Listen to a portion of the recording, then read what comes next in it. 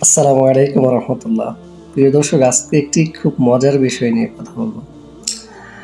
আমরা এমন এক দেশে বাস করি, যে দেশে প্রতিদিন প্রতিনিয়ত নতুন নতুন পাগলের আগমন হয়।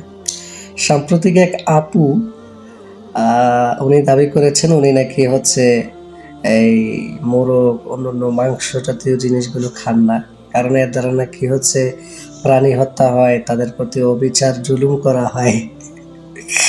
অথচ এই আপুরই বিভিন্ন সুবিধার ক্ষেত্রে যখন বিভিন্ন শোতে যান, তখন কিন্তু ঠিকই প্রাণী হত্যা করেই উনি ওনার টাকা ইনকাম করেন। ওইটা বৈধ, ও তাতে কোনো জুলুমও হয় না, অন্যায় হয় না।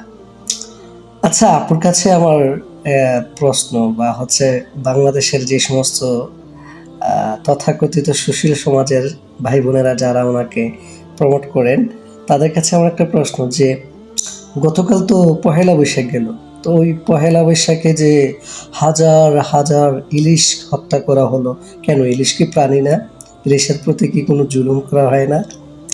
আচ্ছা, এটা তাদের কাছে আমার প্রশ্ন রইল। আর আরেকটা প্রশ্ন হলো তাদের সকলের কাছে, যে যেমনিভাবে হচ্ছে অর্থাৎ গরু, ছাগল, মোরগ, পাখি, এগুলো হচ্ছে কি প্রাণী, হ্যাঁ, এগুলোকে হত্যা করা যাবে না, তাদের উপর জুলুম করা হবে। তো যারা উদ্ভিদ নিয়ে কাজ করেছেন, যারা উদ্ভিদ বিজ্ঞানী ছিলেন, তারা তো অনেক আগেই বলে গিয়েছেন যে বিশেষ করে আমরা যে শাকসবজি খাই, যত উদ্ভিদ আছে এগুলোরও প্রাণ আছে। তো এগুলো কি হত্যা করা হবে না? এগুলোর উপর কি জুলুম করা হবে না? এই প্রশ্নের উত্তরটা আপনারা দিবেন। হ্যাঁ, যেমন হচ্ছে আমরা যদি তিনজন উদ্ভিদ বিজ্ঞানীর কথা বলি, তো একজন ছিলেন চার্লস ডারউইন, যিনি 1809 সালে ইংল্যান্ডে জন্মগ্রহণ করেন, যিনি উদ্ভিদে খুব অনেক জনপ্রিয় ছিলেন, এবং তার একটি বই খুব বিখ্যাত সবার কাছে, the power of movement in plants.